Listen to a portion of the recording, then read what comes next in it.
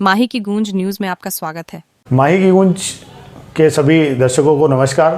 मैं राकेश गहलोत आप सभी का स्वागत करता हूं। आज विधानसभा 2023 चुनाव को लेकर नामांकन फार्म जमा करने का अंतिम दिन था। आज पूरे दिन भर में क्या कुछ रहा राजनीतिक उठापटक, आज इस पूरी खबर में जानेंगे। आज पेटलाद विधानसभा का पूरा हाल। आखिरी तारीख के साथ ही नामांकन पत्र जमा करने का काम अब खत्म हो चुका है।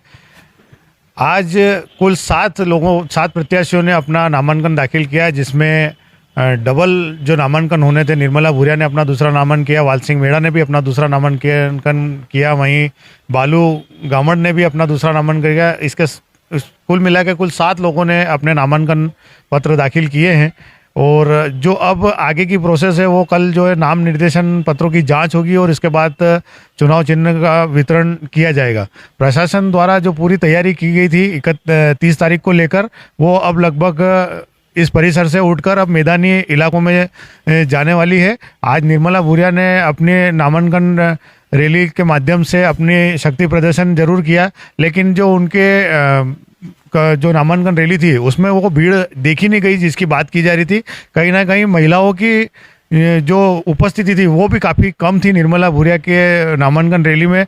उस पर काफ़ी सवाल खड़े हो रहे हैं। महिला प्रत्याशी होने के बाद भी महिला जो कार्यकर्ता है भारतीय जनता पार्टी की, वो इस रैली से काफ़ी दूर रही। और कहीं ना कहीं जो बागी नेता थे वो भी इस रैली में देखे गए। वो आने वाले समय में बीजेपी का काम करेंगे या बेहतरघात करेंगे, वो देखने वाली बात रहेगी। बीजेपी ने आज शक्ति प्रदर्शन करने की कोशिश की और अपनी एक कार्यकर्ताओं के हुजूम के साथ में नामांकन दाखिल करने के लिए निर्मला भूरिया अपने सभी कार्यकर्ताओं के साथ में रिटर्निंग ऑफिस पहुंची थी। रिटर्निंग ऑफिस से निकलने के बाद जब वो मीडिया के कैमरे के सामने आई तो उनके चेहरे पर वो हंसी वो देखी नहीं जा रही थी, वो उत्साह नहीं देखा जा रहा था। जब उनसे पूछा गया कि कितने मतों से निर्मला भूरिया इस चुनाव को जीत रही है, तो वो अपना जीत का दावा तो करती नजर आई, लेकिन कोई आंकड़ा दे नहीं पाई।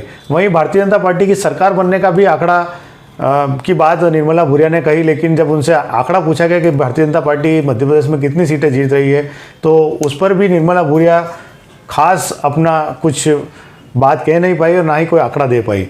भीतरघातियों को लेकर पूछे गए सवाल में भी निर्मला भूरिया अपने आप को बैकफुट पर धकेलती नजर आई और उन्होंने सभी पार्टी कार्यकर्ताओं को एकजुट होकर काम करने की बात कही। सुनिए क्या कुछ कहा निर्मला भूरिया ने। हाँ, आज नाम निर्देशन किया है और सभी कार्यकर्ता काफ़ी उत्साह में, सारे नेता और सारे हमारे पार्टी के पदाधिकारी सभी लोग उसमें सम्मिलित हुए और काफ़ी उत्साह के साथ में हमने यहाँ नाम निर्देशन का फॉर्म भरा है। और भारतीय जनता पार्टी का कार्यकर्ता नीचे बूथ स्तर पे लग गया है और यहाँ झाबुआ ही नहीं पूरे मध्य प्रदेश में हम भारी बहुमतों से भारतीय जनता पार्टी जीत करके आ रही है और सरकार बना रही है। इन मुद्दों को लेकर आप जनता के बीच जा रहे हैं और कैसा फीडबैक? यदि भारतीय जनता पार्टी का हमेशा विकास के मुद्दे को लेकर के वो जनता के बीच में जाती है और इस बार भी हमारा मुख्य जो मुद्दा है वो विकास का है कि बहुत से काम किए हैं भारतीय जनता पार्टी ने, चाहे वो महिलाओं के लिए जैसे लाडली लक्ष्मी हो, किसानों के लिए और हर वर्ग के लिए कुछ न कुछ योजनाएं बनाने का काम किया है। और जो काम नहीं हो पाए वो काम फिर से हम लोग उनको पूरा करने का काम करेंगे, चाहे वो सिंचाई के साधन बढ़ाने का काम हो, बिजली के हमारे नए ग्रिड की स्थापना करने का काम हो, शिक्षा के क्षेत्र में, स्वास्थ्य के क्षेत्र में नए नए संस्थान खोलने की बात हो। तो ये सारे जो विकास के मुद्दे हैं, समग्र विकास जो करना है, वो मुद्दे लेकर के हम जा रहे हैं। कोई भीतरघात नहीं। आज हर कार्यकर्ता हमारा भारतीय जनता पार्टी का, हर पदाधिकारी और हर व्यक्ति भारतीय जनता पार्टी को, कमल के फूल को जिताने में लग गया है और हर व्यक्ति एकजुट होकर के और ये चुनाव लड़ रहा है। विकास की बात करें तो पूरे विधानसभा क्षेत्र में एक भी बस्ती अभी तक बीजेपी के शासनकाल में भी नहीं हो पाया। देखिए, नहीं, पेटलावद नगर परिषद है यहाँ पे और हमारी लगातार कोशिश है कि यहाँ एक अच्छा बस स्टैंड हो और उसके ज़मीन की और इसकी सारी हमारी आगे कार्रवाई चल रही है। जीत का लक्ष्य कितना निर्धारित है? भारी बहुमत से जीतेंगे हम लोग, प्रचंड बहुमत से इस बार जीतेंगे। मैं केतुरी सरकार बनाएंगे यहाँ पे हम लोग, और अच्छी सीटें लेकर के आएंगे। 2018 में जैसा ही रहेगा मुकाबला या कुछ इस बार? नहीं, इस बार अलग रहेगा। इस बार प्रचंड बहुमत से भारतीय जनता पार्टी जीत करके आएगी।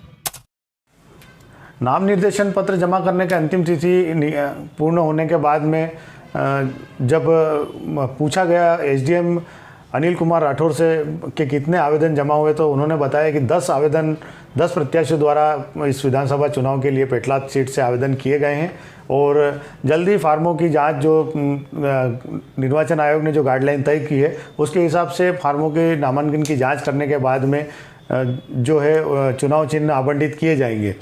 कुछ पार्टियां, क्षेत्रीय पार्टियां हैं जिन्होंने अपना चुनाव चिन्ह रजिस्टर्ड करवाया। उस सवाल पर अनुभागीय अधिकारी ने अपनी बात कही है कि जो निर्वाचन आयोग के जो निर्देश रहेंगे उसके अनुसार ही पूरा काम आगे बढ़ाया जाएगा। सुनिए क्या कुछ कहा returning officer SDM Anil Kumar Rathore ने। जी, आज 7 नॉमिनेशन फॉर्म जमा हुए हैं और एग्जैक्ट अभी क्लियर हो जाएगा।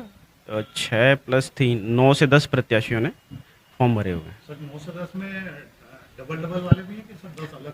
नहीं, सेपरेट बता रहे हैं। जो डबल नॉमिनेशन वाले हैं वो काउंट नहीं किए, वो काउंट करेंगे तो टोटल 16 फॉर्म हो जाएंगे। निशान वितरण का काम? जी, निशान विड्रॉवल के बाद जब फाइनल हमारे जो कंटेस्टिंग कैंडिडेट बचते हैं उनके बीच में जो सिंबल है वो अलॉट होता है। सर जो पार्टी से लड़ रहे हैं उनका सिंबल, जैसे नई पार्टियां जो क्षेत्रीय पार्टियां हैं? जी, वो इलेक्शन कमीशन के जो गाइडलाइन है वहाँ से वो अप्लाई करते हैं। जो भी पार्टी रजिस्टर्ड है, अगर इलेक्शन कमीशन उनको कंसेशन देता है सिंबल के लिए तो उनको वो सिंबल मिल जाता है। अदरवाइज़ जो फ्री सिंबल है उनमें उसमें से लेना पड़ता है। निर्वाचन आयोग की दी गई तारीखों के अनुसार आज जो समय था नामांकन का वो ख़त्म हो चुका है। अब जो तैयारियां हैं वो राजनीतिक दलों को अपने कुछ बागी उम्मीदवार जिनसे मूल प्रत्याशी जो पार्टी के प्रत्याशी उनको प्रभावित कर सकते हैं उनको मनाने का दौर भी चलेगा। हालांकि कोई बड़ा नेता बीजेपी की ओर से खड़ा नहीं हुआ जिसके लिए बीजेपी की ओर से मान मनोबल का दौर चले, लेकिन कांग्रेस के लिए अभी भी एक फांस अटकी हुई है मालू डामर के नाम की, जो कि वो चुनाव मैदान में अब उतर चुके हैं और उनका चुनाव लड़ना तय हो चुका है। काफ़ी प्रयासरत हो रही थी यहाँ पर कांग्रेस के वो नामांकन अपना वापस ले लेकिन अभी तक तो ऐसा कुछ देखा नहीं गया। लेकिन नाम निर्देशन वापस लेने का कुछ अभी समय बाकी है, तब तक और कांग्रेस अपनी ओर से प्रयास करेगी। इसके अलावा ऐसा कोई प्रत्याशी नज़र नहीं आ रहा है जिसको लेकर भारतीय जनता पार्टी या कांग्रेस अपने पक्ष में बिठाने का प्रयास करेगी। लेकिन हाँ, ये ज़रूर है कि जो 10 प्रत्याशी बचे हैं उसमें से 1 या 2 प्रत्याशी अपना नामांकन वापस ले सकते हैं, जिससे कि राजनीतिक बड़े दलों की या जो भी छोटे दल मैदान में उतरे हैं उनके पक्ष में अगर वो जाते हैं तो उनका माहौल बनाने का वो प्रयास करने के उद्देश्य से कुछ निर्दलीय प्रत्याशी को वो बिठाने का प्रयास जरूर करेंगे। 17 नवंबर को मतदान होना है, उसके पहले सभी राजनीतिक दल और सभी क्षेत्रीय पार्टियां अपना पूरा जोर लगाएगी इस विधानसभा चुनाव में जीतने के लिए। इस बार का जो चुनाव है पेटलाद के लिए कुछ अलग चुनाव लगता नज़र आ रहा है, क्योंकि यहाँ पर न केवल भारतीय जनता पार्टी, कांग्रेस और जो निर्दलीय उम्मीदवार है और जो नए उम्मीदवार हैं वो भी काफ़ी दमखम के साथ में मैदान में उतर रहे हैं और उन्होंने नामांकन के दौरान अपने तरीके से जो नामांकन रैली में अपनी शक्ति प्रदर्शन करने का भी प्रयास किया है। आप सभी जुड़े रहिए माई की न्यूज़ के साथ। 2023 विधानसभा चुनाव की पूरी अपडेट लेकर आपके सामने हाजिर होते रहेंगे। धन्यवाद।